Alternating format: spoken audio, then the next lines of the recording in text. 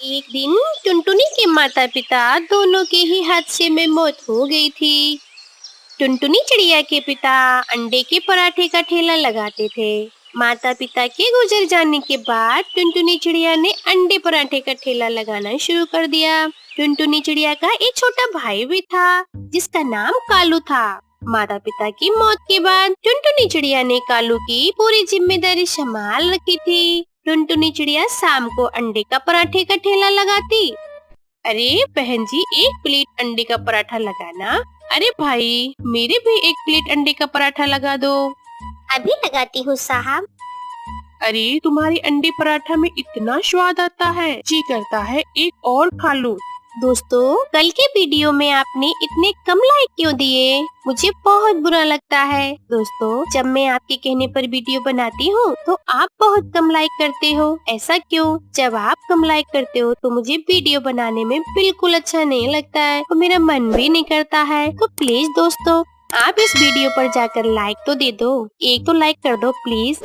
इस तरह टूनी चिड़िया एक पराठा और दे देती है। ये लो साहब। टूनी चिड़िया के पुराने बंदी ग्राहक पक्षी फिर से उसके पास आने लगे थे, जो कभी उसके पिता के बनाए हुए अंडे के पराठे खाते थे। वो अब टुनटुनी के बनाए हुए अंडे के पराठे खाने में टुनटुनी के भाई कालू का भी धीरे धीरे मन लगने लगा।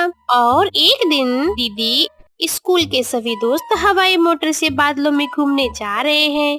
दीदी, मुझे भी हवाई मोटर से बादलों में घूमने जाना है। आप मुझे 500 रुपए दे दो ना दीदी।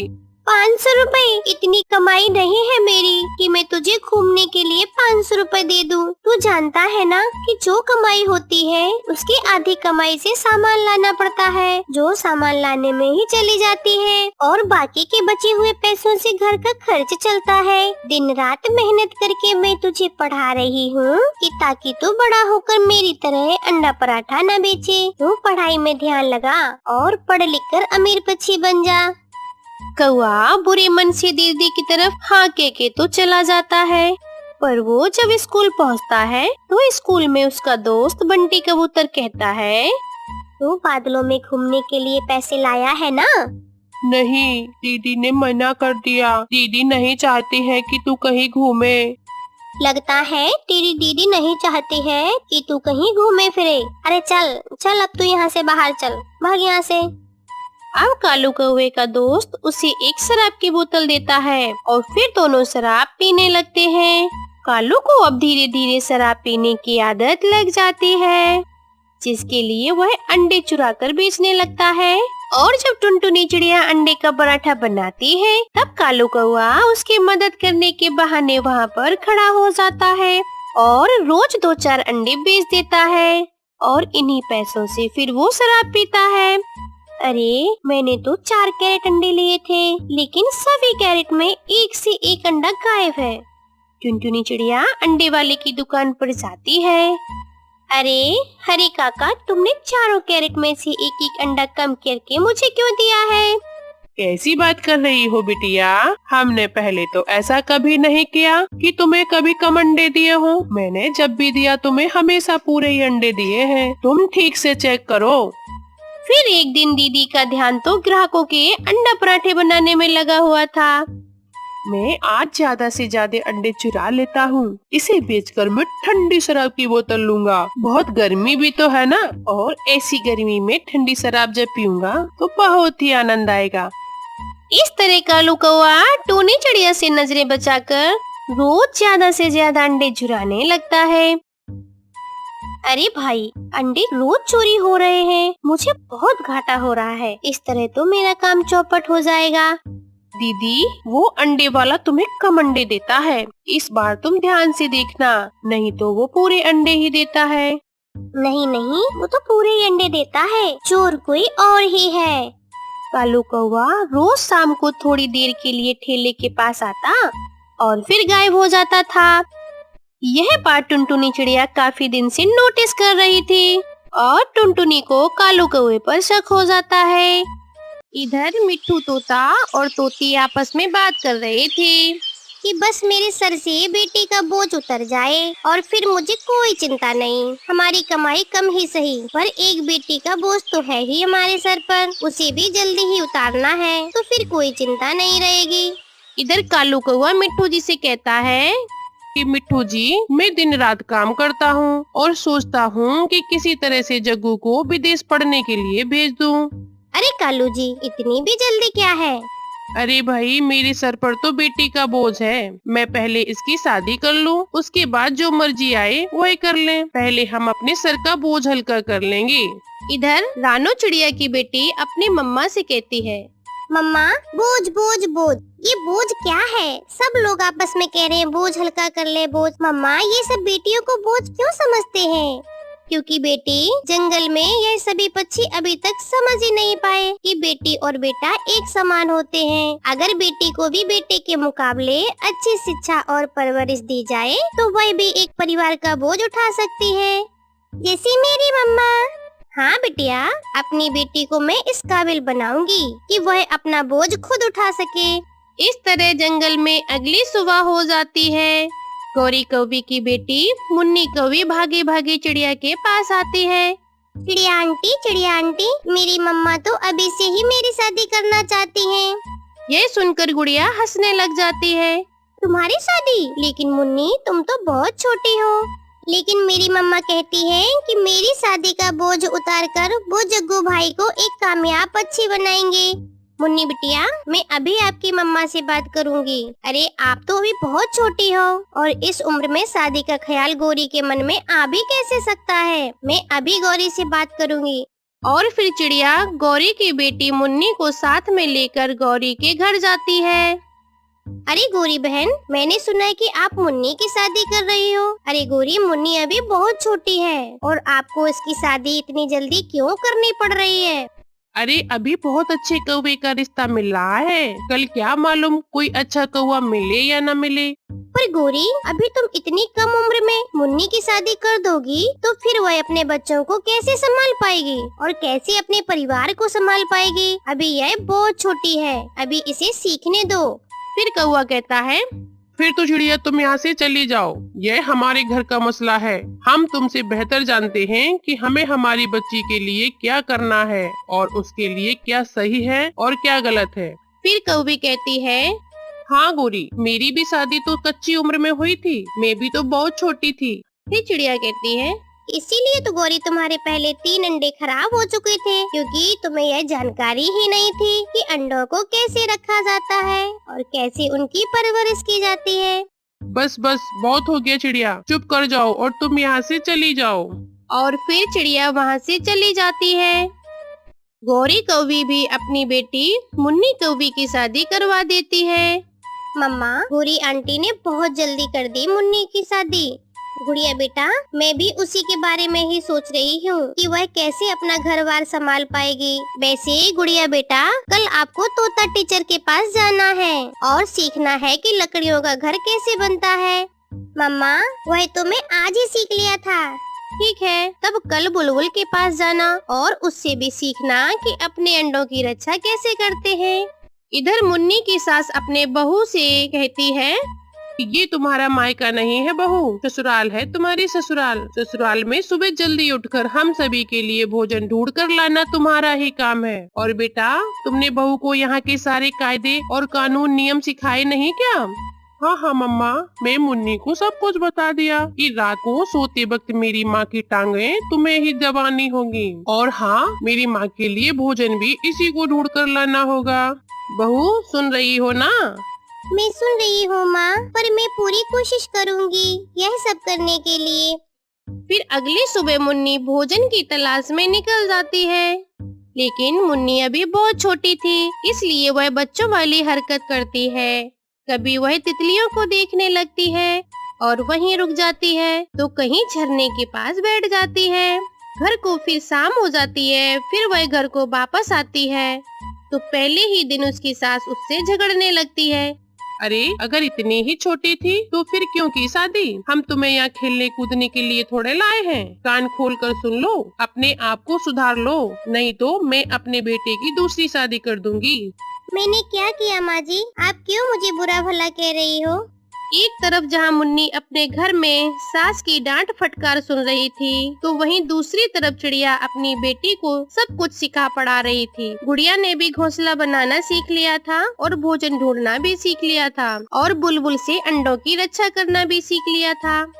अचानक एक दिन मुन्नी के पेट में दर्द होता है। तभी मुन्नी की सास अपने साथ मुन्नी को डॉक्टर बुलबुल के क्लिनिक पर लेकर जाती है।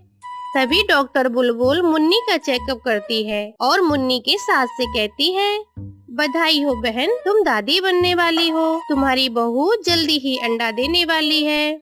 यह सुनकर मुन्नी की सास बहुत खुश होती है। लेकिन एक समस्या है, तुम्हारी बहू अभी छोटी है, इसकी उम्र भी बहुत कम है और यह कमजोर भी है, इसलिए तुम्हें इसका ध्यान रखना होगा। अरे डॉक्टर बहन, यह शकल से ही ऐसी है, ये घर में हम सभी से बहुत ज्यादा खाती है। सासू माँ, मुझे बहुत डर लग रहा है।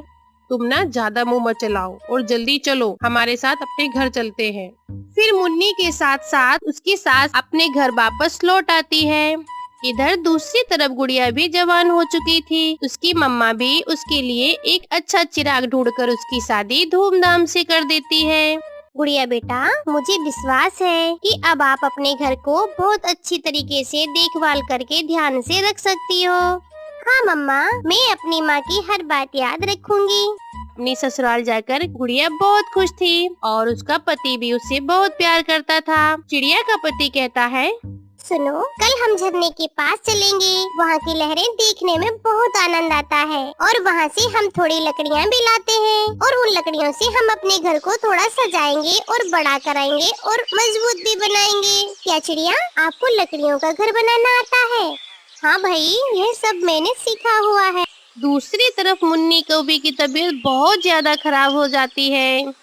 10 दिन गुजर जाते हैं पर उसकी हालत में कुछ भी सुधार नहीं होता है। तब उसका पति उसे उसके मायके छोड़ता है।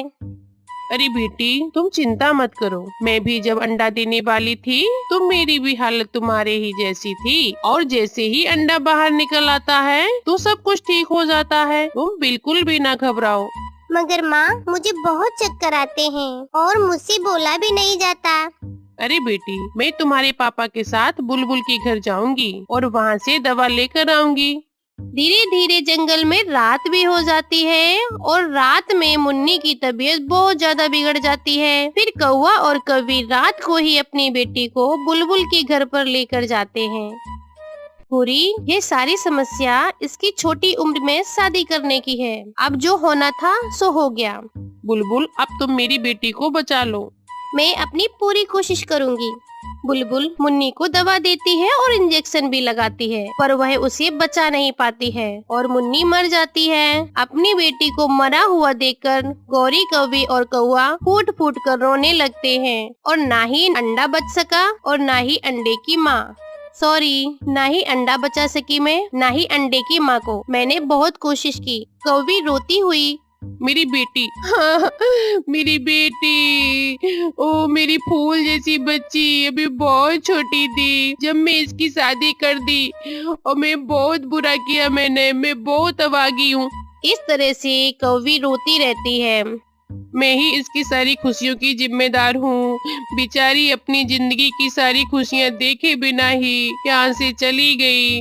और फिर भी दोनों रोते हुए अपने घर को चले जाते हैं। इसी तरह जंगल में अगली सुबह हो जाती है। कालू कौवा तो अभी तक रोए ही जा रहा था। गोरी गोरी, जानती हो, जग्गू तो विदेश पढ़ने के लिए गया है, पर मेरी बच्ची पर मेरी बच्ची, वह तो हमेशा के लिए मुझे छोड़कर चली गई। अगर मैंने उसे उस दिन चिड़िया की बात मान ली होती तो अभी मेरी मुन्नी मेरे साथ होती। इस तरह कुछ दिन बीत जाते हैं और गुड़िया भी अपने घोंसले में एक सेहतमंद अंडा देती है, जिससे कुछ ही दिनों में एक सेहतमंद बच्चा बाहर निकलता है। गौरी बहन, यह लो मिठाई खाओ, मैं नानी बन गई। मेरी गुड़िया के अंडे से बेटा बाहर निकला है।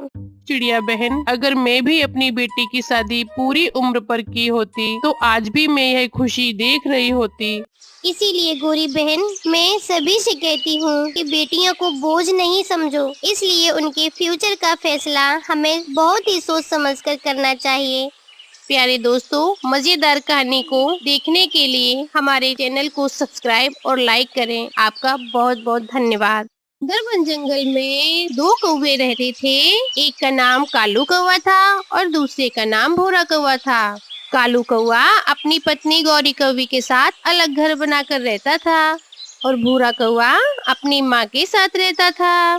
उनकी माँ कई दिनों से बहुत बीमार चल रही थी। कालू कौवे और भूरे कौवे की माँ अपने छोटे बेटे भूरे से कहती है, भूरे बेटे जाओ और अपने बड़े भाई को बुला कर ले आओ, मैं आप दोनों से कुछ कहना चाहती हूँ। माँ जी, मैं अभी जाता हूँ। और फिर भूरा कौवा अपने बड़े भाई कालू कौवे को बुलाने चला जाता है। बड़े भाई, माँ आपको बुला रही हैं। माँ को आपसे कुछ बात करनी है। फिर गौरी कौवे कहती है कि हाँ हाँ जरूर, सासू माँ की दवा खत्म हो गई होगी, क्योंकि तुमसे तो अपनी माँ की दवा लाई नहीं जा सकती जो तुम अपनी माँ की दवा लाकर उन्हें दे दो। ऐसा नहीं है, मैंने तो माँ को कल ही दवा लाकर दे दी थी और खिला भी दी थी। माँ को कोई और बात करनी होगी तुमसे। गौरी, मैं जाकर माँ को देखता हूँ। अच्छा तुम रुको अभी। भूरे देवर जी तुम चलो, मैं अभी कालू को तुम्हारे पीछे पीछे ही भेजती हूँ। फिर भूरा कौवा वहाँ से चला जाता है। गौरी अपने कालू कौवे से कहती है, कालू जी मुझे शक है कि तुम्हारी माँ तुम दोनों भाइयों के बीच में आज बंटवारा कर देंगी तुम्हारी जायदाद का। पर एक बात याद रखना, हाँ, कि जो वो नदी के पास वाला खेत है वो हमारे ही हिस्से में आना चाहिए। हम ही लेंगे उस खेत को, ठीक है ना? अरे हाँ हाँ ठीक है, अब मुझे जाने भी तो दो माँ के पास। फिर कालू कौवा वहाँ से अपनी माँ के घर पहुँच जाता है। कालू बेटा, तुम आ गए। कालू, इस समय मेरी तबीयत ज्यादा खराब है। कालू, मैं तुम दोनों भाइयों में तुम्हारी जायदाद बांट देना चाहती हूँ। माँ जी, अच्छे से काम में देरी क्यों, जल्दी करे ना। और आप जल्दी से मुझे नदी के पास वाला खेत दे दो। नदी के पास वाला खेत मैं ही लूंगा। नहीं नहीं माँ जी, मुझे भी नदी के पास वाला ही खेत चाहिए, क्योंकि आपको याद नहीं है पिताजी ने क्या कहा था कि नदी के पास वाला खेत भूरे को ही देना। इसलिए माँ जी, नदी के पास वाला खेत तो मुझे ही चाहिए। बेटा, तुम दोनों लोग वह खेत आपस में आधा आधा बांट लो। यह घर भूरे का है कालू, और तुम जिस घर में अभी रह रहे हो वो घर तुम्हारा ही है। ऐसा कहती हुए उनकी माँ मर जाती है। भूरे भाई, माँ तो मर गई। चलो हम चलकर अपने खेत में आधे आधे पर निशान लगा लेते हैं। फिर कालू कौवा और भूरा कौवा अपने खेत में जाकर उसे बांटने लगते हैं। ऐसे ही कुछ दिन गुजर जाते हैं। भूरी कौवी अपने पति कालू कौवे से कहती है, कालू जी तुम जाकर अपने भूरे से पूछो कि वह अपने खेत में क्या लगाने वाला है। वह जो भी लगाएगा हम लोग भी वही फसल उगा लेंगे। भूरी, मैं भूरे से पूछा था कल, वह अपने खेत में प्याज की फसल उगाने वाला है। अरे वाह, तो कल फिर हम भी अपने खेत में ही प्याज की ही फसल उगाएंगे। फिर दूसरे दिन गोरी कौवी और कालू कौवा अपने खेत में प्याज की फसल उगाने के लिए काम करना शुरू कर देते हैं। फिर इस तरह से कालू कौवा और भूरा कौवा अपने खेत में मेहनत से काम करते रहते हैं। दिन गुजरते गए, फिर कालू और भूरे की प्याज की फसल तैयार हो जाती है। भूरा कौवा अपने फसल से प्याज की एक बोरी निकालकर बाजार में बेचने के लिए ले जाता है। उसके बाद गोरी और कालू भी एक बोरी प्याज लेकर बाजार पहुंच जाते हैं। प्याज ले लो प्याज, 50 रुपए किलो प्याज ले लो, बड़े बड़े प्याज ले लो, अच्छे अच्छे ताजे ताजे प्याज ले लो, 50 रुपए किलो। इसी तरह से कालू कौवा और भूरी कौवी अपना प्याज का रेट 50 रुपए में आवाज लगाते हैं। और फिर भूरा कौवा भी अपना प्याज बेचने लगता है। प्याज ले लो प्याज, 40 रुपए किलो प्याज ले लो। कालू का छोटा भाई 40 रुपए किलो प्याज दे रहा था, इसीलिए थोड़ी ही देर में भूरे के सारे प्याज बिक जाते हैं और उससे अच्छा मुनाफा होता है। कालू, इस भूरे का तो कुछ करना ही होगा। इसके तो प्याज बिक गए और हम सुबह से मक्खियाँ मार रहे हैं। गोरी, मैं सोच रहा था हमने क्या करना है। तुम यह प्याज की बोरी मेरे सर पर रख दो और हम घर चलते हैं। फिर गोरी और कालू कौवा अपने प्याज लेकर घर चले जाते हैं। रात हो जाती है। कालू जी, क्या सोचा है तुमने? गोरी, हम ऐसा करते हैं कि छोटे भाई भूरे के प्याज और अपने खेत के सारे प्याज ही रात में निकाल लेते हैं और सुबह सुबह होते ही हम लोग बहुत अच्छा सा नाटक करेंगे, जैसे कि प्याज कोई ले गया हो चोरी करके। ऐसा ही सोचा है मैंने। कालू जी, हाँ, जब प्याज महंगे होंगे तब हम दुगनी कीमत में सारा प्याज बेच देंगे और फिर हमें अच्छा खासा मुनाफा होगा। फिर वह पति पत्नी बोरी लेकर खेत में जाते हैं। गोरी, तुम भूरे के खेत से प्याज निकालो और मैं अपने खेत से प्याज निकालता हूँ। जल्दी करना कालू जी, कहीं भूरा हमें देख ना ले। फिर वह दोनों पति पत्नी ऐसा ही करते हैं। वह सारे प्याज निकाल कर अपने घर ले जाते हैं और फिर एक कमरे में जाकर छुपा कर रख देते हैं। सुबह हो जाती है। अरे मैं तो लुट गया।